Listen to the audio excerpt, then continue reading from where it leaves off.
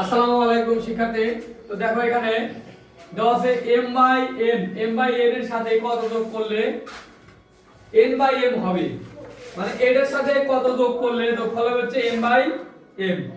তো আমরা সমাধান করছি, দেখো সমাধান ধরি x যোগ করলে n বাই m হবে।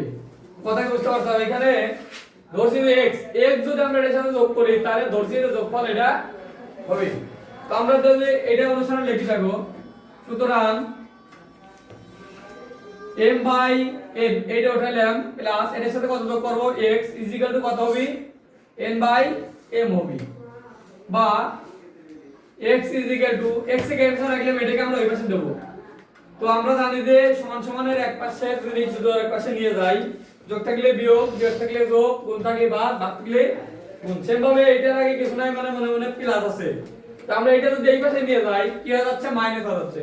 তো m বাই n কে আমরা এই পাশে নিয়ে যাব, তাহলে মাইনাস m বাই n, বা x দেখো এখানে একটা ভগ্নাংশের বিয়োগ এর মতো একটা সিস্টেম তৈরি হয়েছে। আমরা এখানে বিয়োগটা করব, লসাগু হচ্ছে mn, লসাগু হচ্ছে mn, এটা দ্বারা যদি এটা ভাগ করি হচ্ছে বাসে n, মানে এটা দ্বারা যদি ভাগ করি mn কে যদি আমরা m দ্বারা ভাগ করি mm কাটা বাদ হচ্ছে n, n দ্বারা উপরে এটা গুণ করলে কি হচ্ছে n স্কয়ার মাইনাস এটা দ্বারা এটা কাটলে n আর n কেটে যাচ্ছে, n আর n কেটে যাচ্ছে, বাঁচতে যাচ্ছে m, m দ্বারা উপরে এটা গুণ করলে m স্কয়ার।